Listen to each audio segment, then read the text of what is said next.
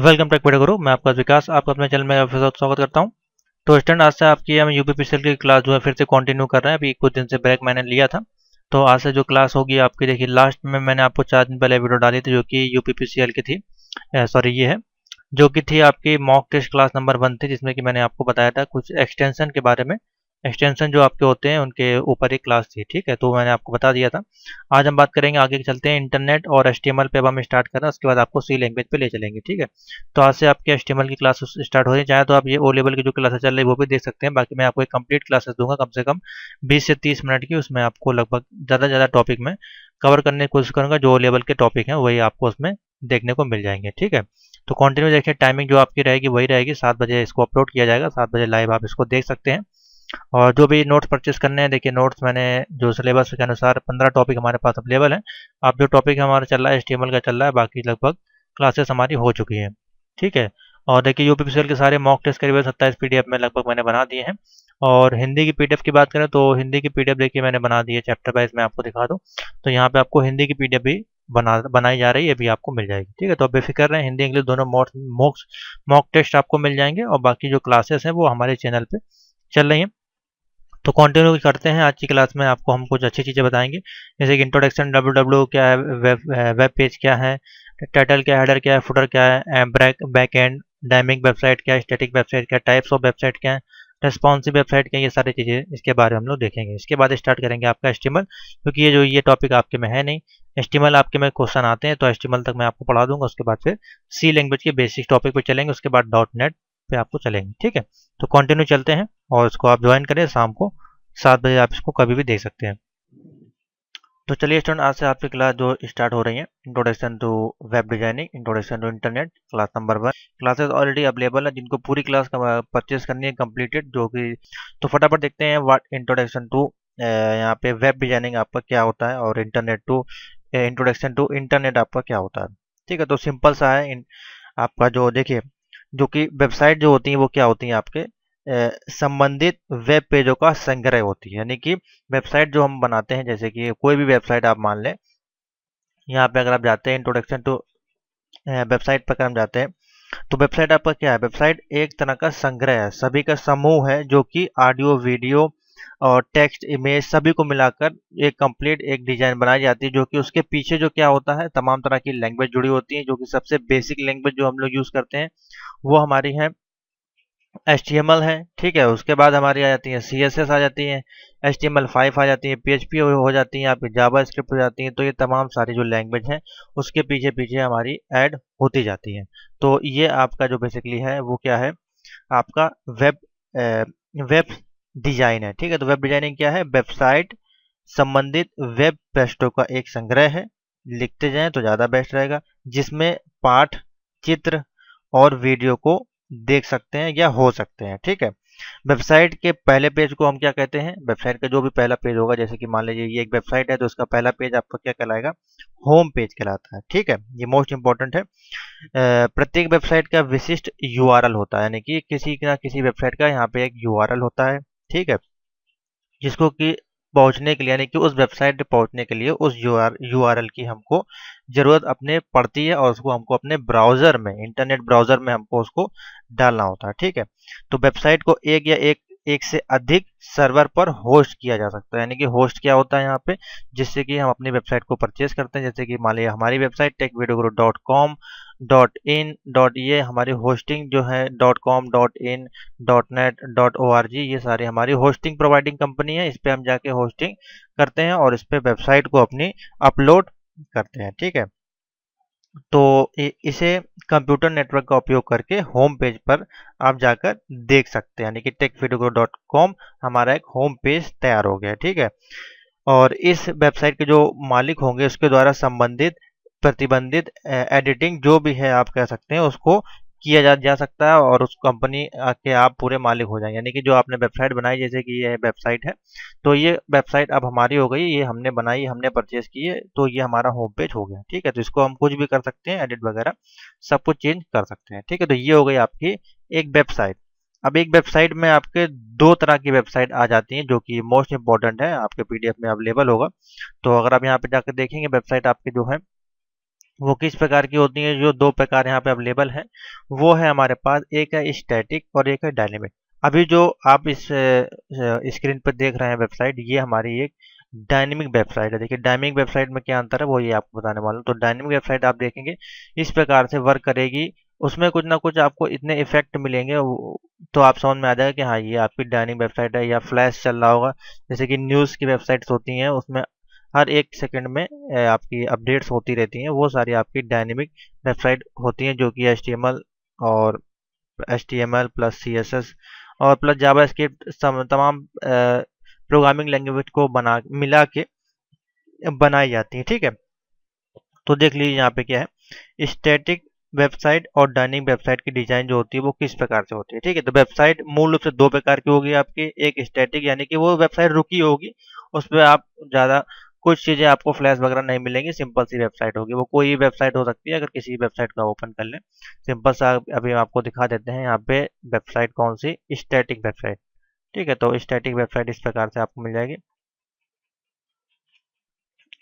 Static web page आप डालेंगे तो सिंपल सा स्टैटिक वेब पेज का जो वेबसाइट है वो आपको मिल जाएगी यहाँ पे। ठीक है, जो कि बिल्कुल गति आपकी नहीं करेगी। तो ये देखिए सिंपल सा है ये पेज, जो देखिए यहाँ पे अगर आप देखेंगे तो सिंपल सा है एकदम। इसमें कोई भी चीज़ें आपको ज़्यादा इफेक्ट नहीं मिलेंगे, एनिमेशन नहीं मिलेंगे, फ्लैशिंग नहीं मिलेगी। तो ये सारे आपके कौन से कहलाएंगे, स्टैटिक वेबसाइट कहलाएंगे।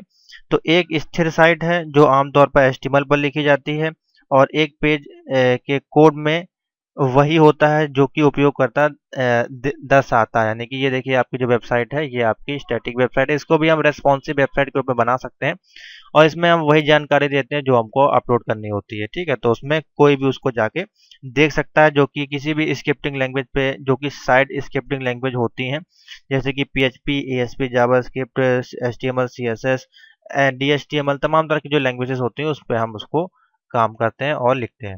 ठीक है, तो यहाँ तक आपको समझ में आ गया वेबसाइट क्या होती है। और उसके दो प्रकार स्टैटिक और डायनेमिक होते हैं। और स्टैटिक क्या होती है, जो कि स्थिर होती है, और डायनेमिक जो होती है गतिशील होती है, जो आपकी एवरी सेकेंड में कुछ ना कुछ काम करती रहती है। और इनके बेनिफिट क्या है, तो स्टैटिक के लाभ क्या है, ये लचीली लचीली यानी कि एकदम गतिशील नहीं होगी, एकदम एकदम सॉफ्ट में एक तरह से कह सकते हैं। इसमें आपको कुछ ज़्यादा डिफिकल्ट नहीं होगी ढूंढने में कोई चीज़। ठीक है, तो एकदम सिंपल सी लेआउट पे आपको वो काम करेगी। ठीक है, और जो गतिशील होगी उसमें आपको काफ़ी चीज़ें मिलेंगी। वो हो सकता है वेबसाइट फास्ट भी हो, और उसको देखने में भी लुकिंग वाइज आपको अच्छी लगेगी। तो उसमें ज़्यादा आपको प्रोग्रामिंग भी करनी पड़ेगी, डिजाइनिंग आपको मिलेगी, तो काफ़ी चीज़ें उसमें आपको देखने को मिलेगी। ठीक है, तो इसका कोई नुकसान नहीं है बेसिकली। नुकसान क्या है, गतिशील साइटों का नुकसान है, एक गतिशील साइट का डिज़ाइन एक स्थिर से अधिक तय होता है, क्योंकि कई पृष्ठ अनिवार्य रूप से टेम्पलेट होते हैं। तो उसमें आपको ज़्यादा वेब पेजेस बनाने पड़ सकते हैं डायनेमिक में। स्टैटिक में आप ज़्यादा पेज आपको ज़रूरत नहीं पड़ेगी। तो ये कुछ बेसिक्स से इसमें अंतर है। ठीक है, तो आशा करते हैं आपको समझ में आ गया होगा, इसमें कोई ज़्यादा डिटेल में हमें जाने की ज़रूरत नहीं है। इंटरनेट और देख लेते हैं कि व्हाट इज इंटरनेट क्या है। तो internet is a collection of, आप कह सकते हैं इंटरलिंक्ड, दो से अधिक नेटवर्क का जो कनेक्शन है वो आपका इंटर कनेक्शन है। खाली आप एक कंप्यूटर पर तो नेट शेयर करेंगे नहीं। तो देख लीजिए यहाँ पे दिया हुआ सिंपल सी भाषा में, the internet is simple term is a network of the interlinked computer network world wide. ठीक है, तो वर्ल्ड वाइड रूप में इंटरलिंक्ड जो कनेक्शन, जैसे कि यहाँ पर डायग्राम में देख रहे होंगे, तमाम चीज़ें हर जगह इंटरनेट कनेक्शन है। और which is accessible to general public. These interconnected computer work by transmitting data through a special types of packet switching is known the IP address और इंटरनेट प्रोटोकॉल। तो IP एड्रेस और internet protocol के माध्यम से internet एक तरह से world wide के रूप में पूरे वर्ल्ड में आपका ये फैला हुआ है, और कनेक्ट है एक कंप्यूटर से दूसरे कंप्यूटर में, पब्लिक नेटवर्क में, प्राइवेट नेटवर्क में, और सभी प्रकार के नेटवर्क में आपको देखने को मिल जाएगा। ठीक है, तो इसमें तमाम चीज़ें इसमें काम करती है। इंटरनेट कोई छोटा चीज़ नहीं है। इसमें आपके TCP IP www B2C, ये आपके कॉमर्स वाले काम हो गए।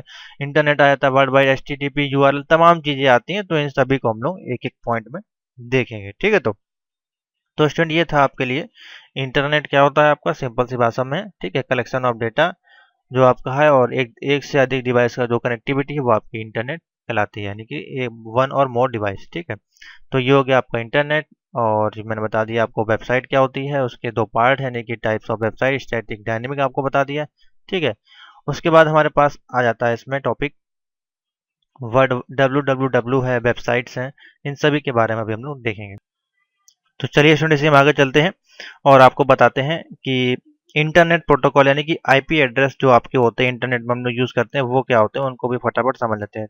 तो इंटरनेट से जुड़े किसी भी नेटवर्क जो आपके होते हैं उसमें इंटरनेट जो पैकेट होस्ट होते हैं यानी कि कंप्यूटर से दूसरा कंप्यूटर, जब मान लीजिए आपका एक कंप्यूटर ये लगा हुआ है और एक कंप्यूटर ये लगा हुआ है, तो इनके बीच में कनेक्टिविटी किस प्रकार से हो रही है, आईपी एड्रेस के माध्यम से हो रही है। बाकी इनकी कनेक्टिविटी किसी भी रूप में हो सकती है, हो सकता है वो लैन के रूप में कनेक्टिविटी हो, वैन के रूप में कनेक्टिविटी हो, वो अलग चीजें हैं।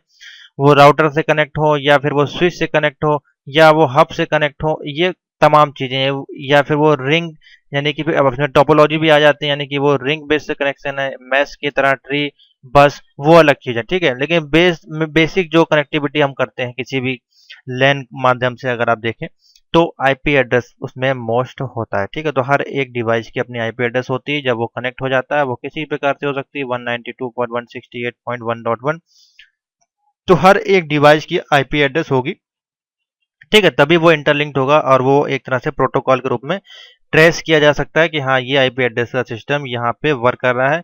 अगर आप गूगल की आईपी एड्रेस जानना चाहते हैं तो आप टाइप करेंगे यहाँ पे जाके गूगल आईपी एड्रेस, तो आपको देखिए गूगल की आईपी एड्रेस मिल जाएगी जो आपकी इंडिया में चल रही होगी। तो अभी मैं आपको दिखा देता हूँ, देखिए जैसे हमने डाला गूगल आईपी एड्रेस, तो गूगल की आईपी एड्रेस देखिए यहाँ पे क्या शो हो रही है। यहाँ पे अलग अलग तरह से आपको आईपी एड्रेस उसकी देखने को मिल जाएगी, ठीक है। तो आप यहाँ पे जाके सर्च कर सकते हैं अपनी आईपी एड्रेस। अगर आपको चेक करनी है तो फिर आपको नेटवर्क सेंटर में जाना पड़ेगा, यहाँ पे जाके आप अपनी आईपी एड्रेस को चेक कर सकते हैं अगर आपने कनेक्शन लिया होगा, ठीक है। तो यहाँ से आप चेक कर सकते हैं, तो तमाम तरह के ऑप्शन आपको अवेलेबल होते हैं, ठीक है। तो इंटरनेट के कार्य में प्रयुक्त होने वाले अनगिनत प्रोटोकॉल में इंटरनेट प्रोटोकॉल सर्वाधिक प्रयुक्त होने वाला प्रोटोकॉल है, जो मुख्य रूप से नेटवर्किंग, पैकेट और राउटिंग के प्रयोग में लिया जाता है, ठीक है। इसमें आपके 4 एड्रेस आपके होते हैं जो कि मैंने आपको बताया।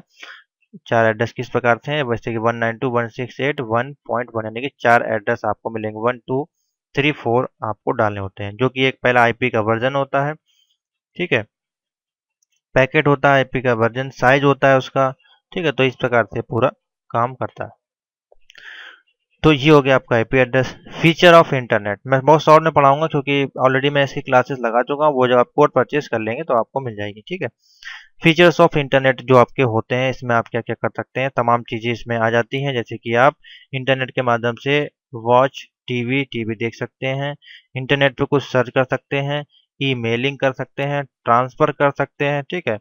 जो पॉइंट्स होते हैं इसी बात से आपको लिखने हैं पेपर में। कनेक्ट पीपुल आप हो सकते हैं, चैटिंग कर सकते हैं, कॉन्फ्रेंसिंग कर सकते हैं, ठीक है। आप सुनते जाएं बस। आप इंटरटेनमेंट ले सकते हैं यानी कि म्यूजिक सुन सकते हैं, मूवी देख सकते हैं, ठीक है। पेमेंट कर सकते हैं आप, ठीक है। तो ये जितने भी काम आ जाते हैं इसमें, आप शॉपिंग कर सकते हैं इंटरनेट के माध्यम से, गेम खेल सकते हैं, प्रमोट कर सकते हैं अपने किसी प्रोडक्ट को, मैप के माध्यम से आप किसी भी रास्ते पे जा सकते हैं। तो आप देखिए कितना सारा चीज़ें आप इंटरनेट के माध्यम से कर पा रहे हैं, ठीक है। तो ये हो गया आपका इंटरनेट। अब इसकी सर्विसेज हम कहाँ का यूज़ करते हैं, तो देखिए ऑनलाइन रिजर्वेशन में हम लोग इसका यूज़ करते हैं, ठीक है। दूसरी सर्विसेज की बात करें तो हमें कुछ सर्च करना है उसके बारे में, विकीपीडिया पे हम लोग सर्च कर लेते हैं। टिकट की बुकिंग करनी है तो हम लोग टिकट की बुकिंग कर लेते हैं इसके माध्यम से। ऑनलाइन आपका एप्लीकेशंस होती हैं उनको हम एक्सेस कर पाते हैं। ई कॉमर्स का काम, ई कम्युनिकेशन कर पाते हैं, वेदर को देख सकते हैं, ठीक है। ई कॉमर्स में वेबसाइट बना सकते हैं, ई कम्युनिकेशन कर सकते हैं, ई गवर्नेंस कर सकते हैं।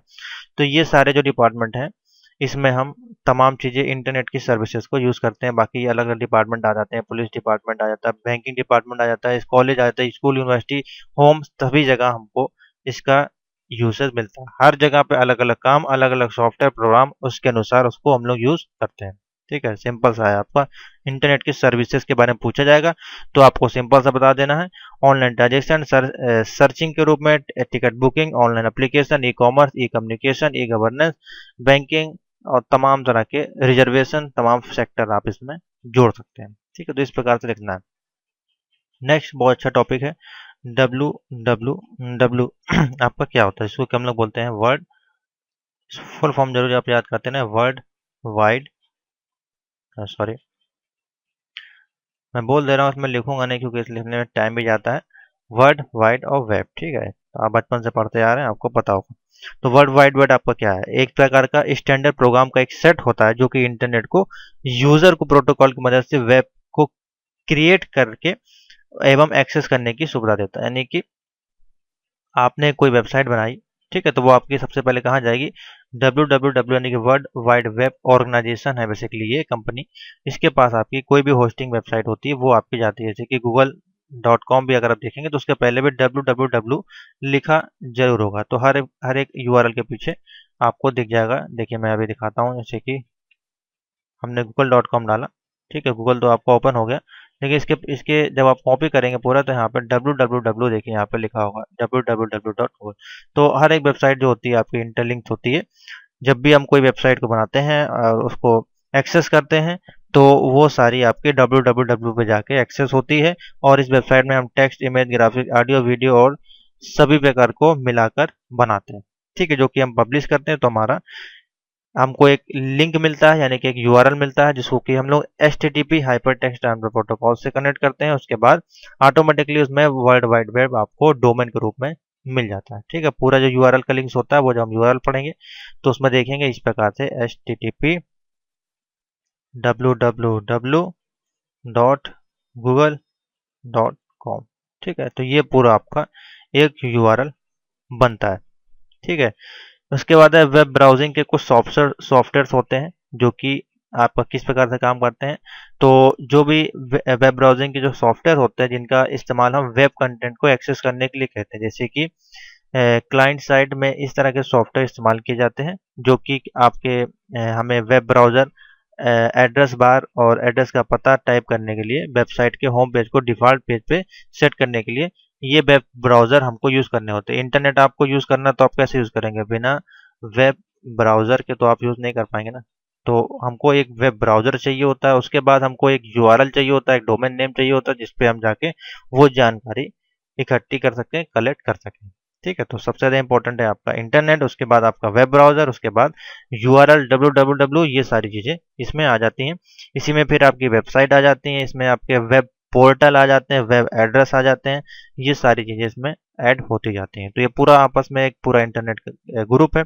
तो सबसे पहले मैं बता देता हूँ, आपका इंटरनेट हो गया, स्टेप बाय स्टेप बता दो क्या क्या चीज़ें इसमें ऐड होती हैं। इंटरनेट हो गया, फिर आपका वेब ब्राउज़र आ गया आपका यहाँ पे, ठीक है। थर्ड पॉइंट में आपका आ जाएगा वेबसाइट्स आ जाएंगे जो हम बनाएंगे, फिर वेबसाइट्स, ठीक है।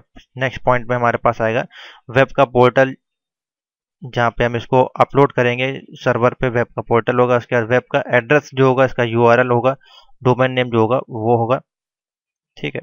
तो ये इस प्रकार से पूरा स्टेप बाय स्टेप चलता है, तब जाके पूरा आपका एक इंटरनेट, वेबसाइट, पोर्टल, यूआरएल सब चीज़ आपका कंप्लीट होता है। और आपको सिर्फ एक लिंक मिलता है, यानी कि google.com।